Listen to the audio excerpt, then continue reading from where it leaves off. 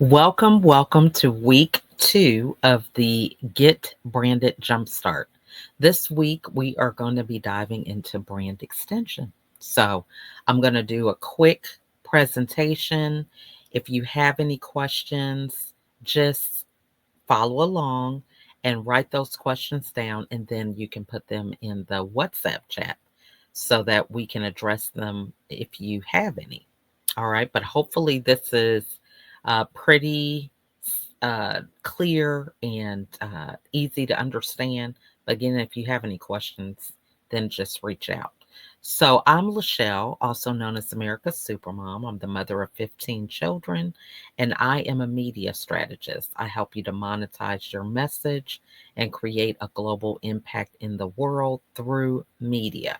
So, we are diving into week 2 of our Get Branded Jumpstart because part of the success of business owners is due to their ability to be visible and to leverage the media in a way that can help them to scale, grow, and accomplish a lot of their goals.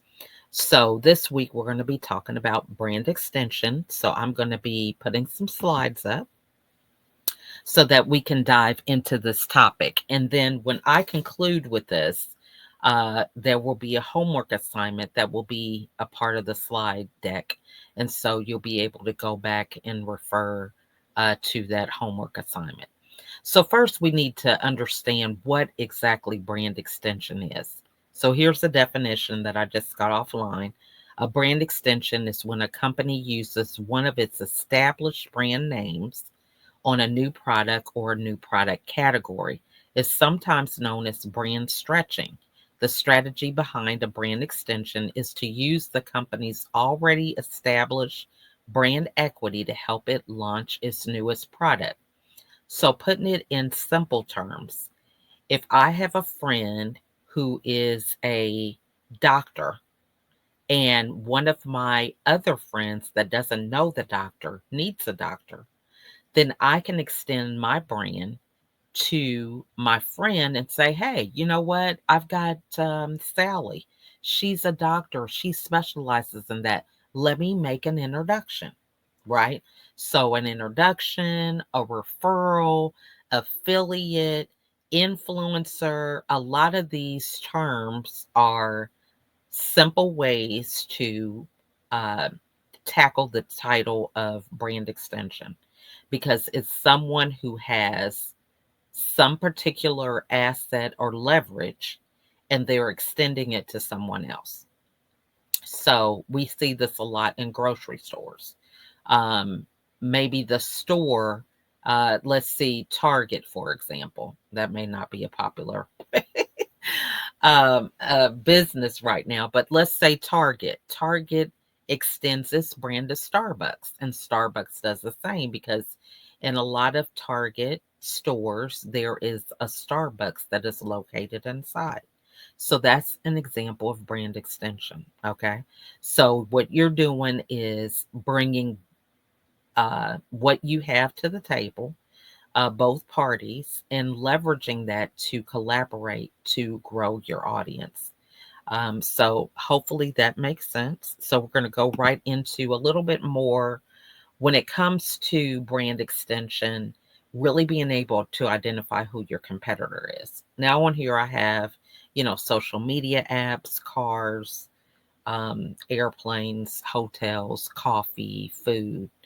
Okay, because the concept is to understand that even though I put these things up here, there's so many different versions of whatever these things are, right? So if you're talking about planes, there's Delta, there's JetBlue, there's Southwest, American, United, the list goes on, right?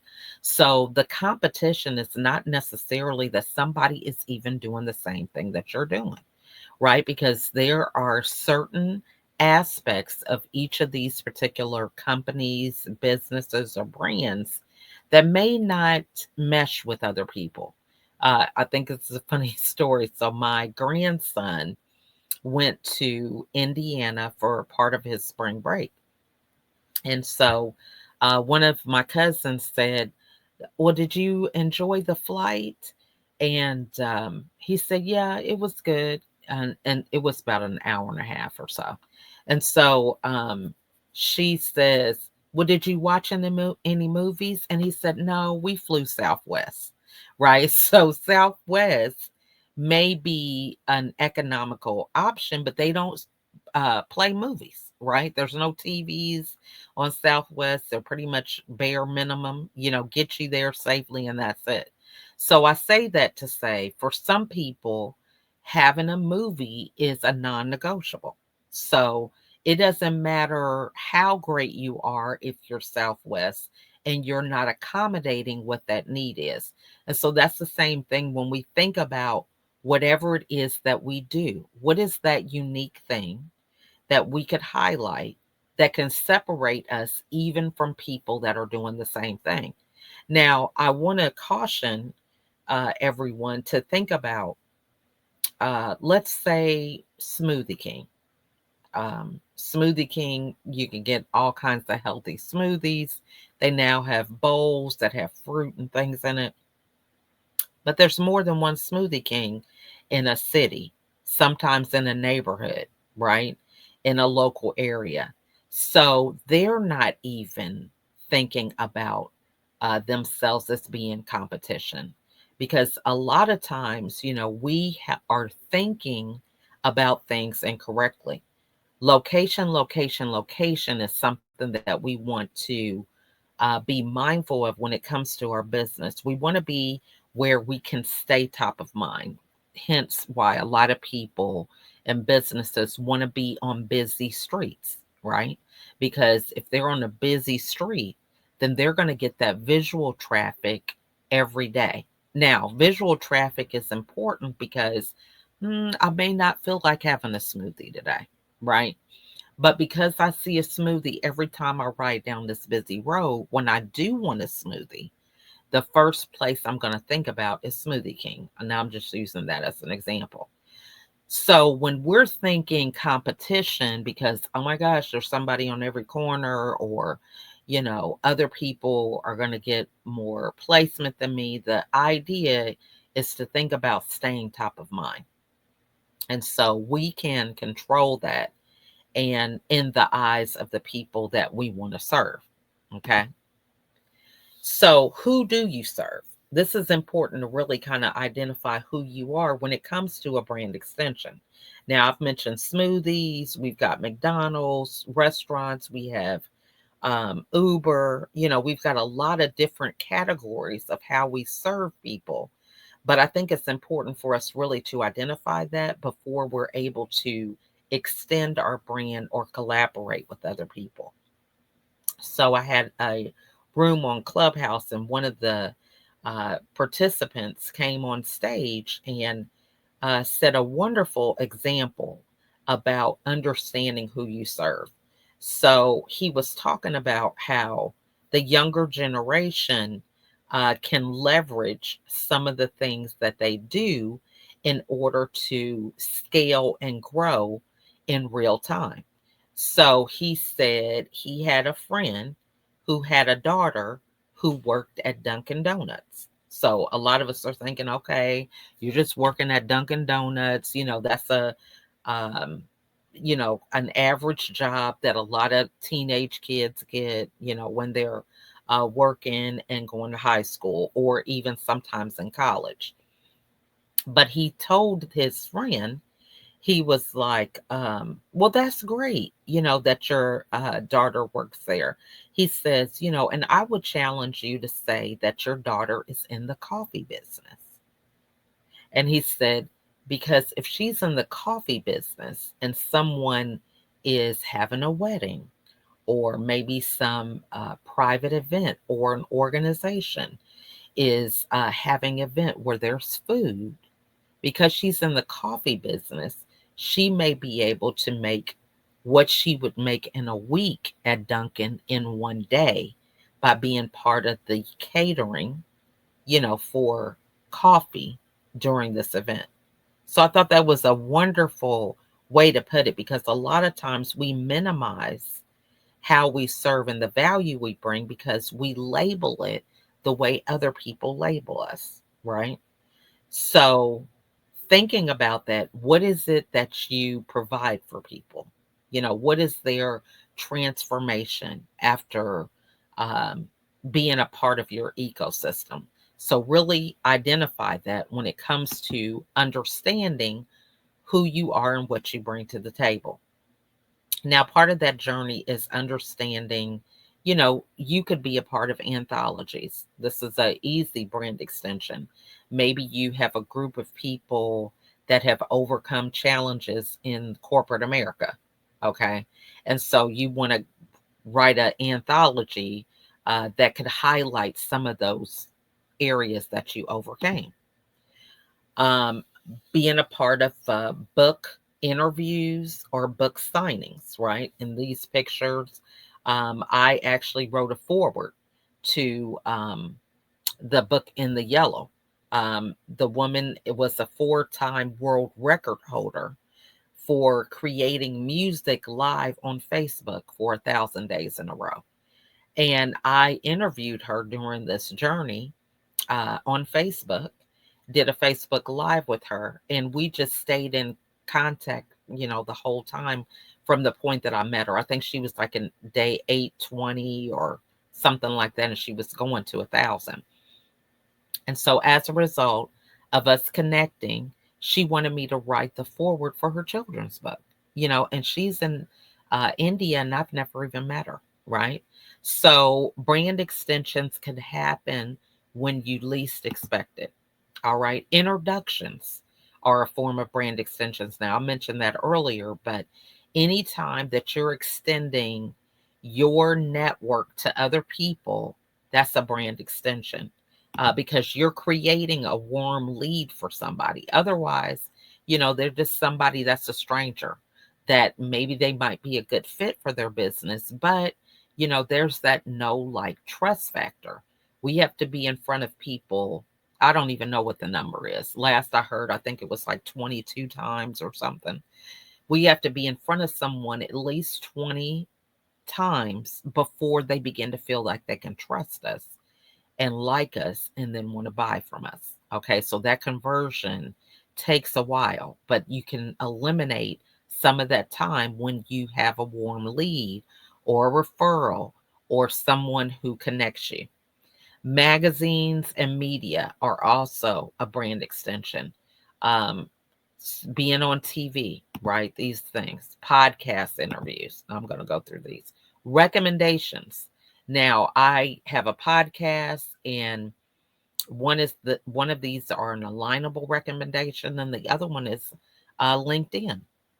So Bob Berg is a Hall of Fame keynote speaker.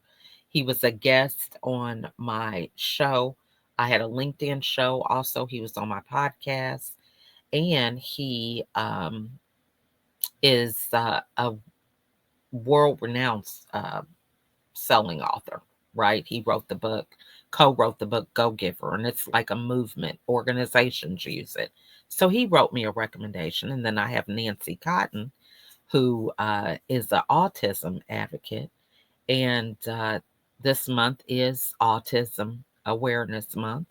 And so she gave me a recommendation on Alignable. So even thinking about some of these different places where you show up is a part of your brand extension.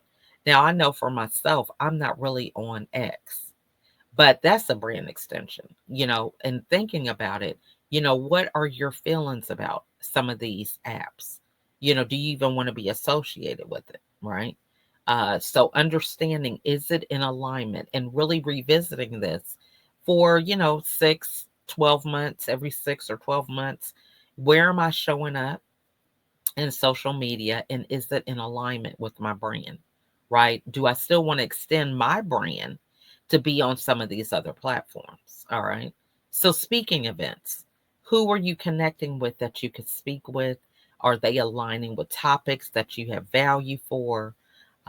Just different things like that. Movies. Now, I put this here because the movie Unstoppable was based on a true story where a wrestler only had one leg, and he went through the whole journey of being treated like everybody else. He didn't want a special treatment in order for him to perform to the point of winning. Um, I can't remember what the title was, but for wrestling with one leg. And so I was able to attend my cousin's master's graduation in Texas, and he was the speaker, right? So this one legged wrestler spoke to the graduating class. And this is just a picture of him leaving on crutches with one leg. And that's him speaking on the stage. So you just never know where you can end up. A television can also be an extension. I have a micro channel, and these are my producers that are currently on my channel. All women, but we are open to men as well. But our message is in alignment with one another. And these are the women that I have thus far that are helping me to build my presence and impact in the world. So, how do we create ways to extend our brand? Because we need a strategy, right? So, when you're thinking about the apps that you're showing up on, again, I kind of alluded to this earlier. Here, I have a podcast that's on Apple Podcasts, Google Reviews. This is another app that I'm a part of called Owl, right? So, thinking about these apps that you're on, how can you leverage them in order for you to continue to move forward and scale? Now, social events, because everything is content. So I have a club on Clubhouse, and so that's what the top picture is about. Every week I do a room on Sundays in terms of personal development. Then this is a LinkedIn photo with me being a part of a panel. And currently, I'm in a super mom contest raising awareness and money for Children's Miracle Hospitals. All right. So, all these are examples of brand extension.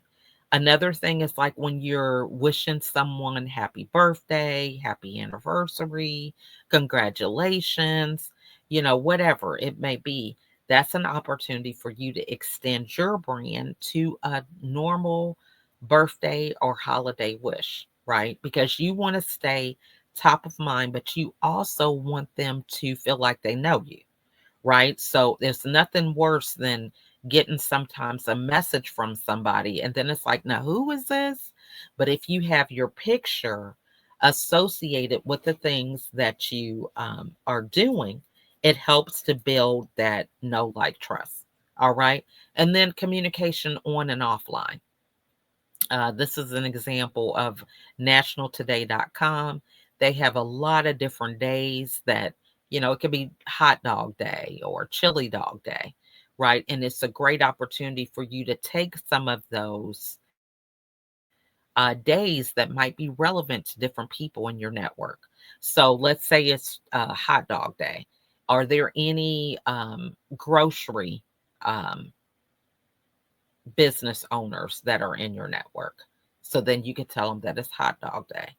Are there any bread manufacturers or something that are in your um, network? Because if they have a hot dog, they probably need a hot dog bun, right?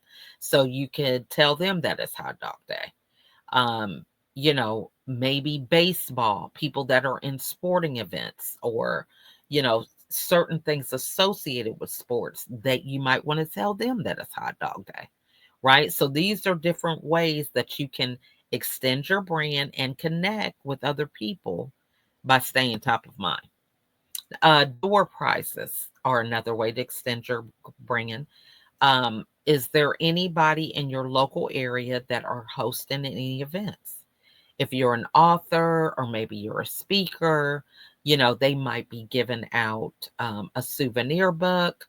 Maybe you have a lead magnet that you want to include, um, a video, a digital video link that you could provide.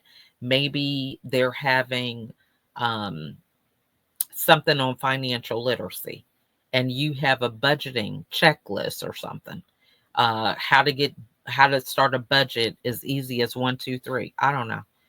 And you want to be able to include that as some type of door prize um, in the for this event. Or you could actually create an actual basket, right? You can create a basket and a ways that they can um, enter into the ability to get the basket.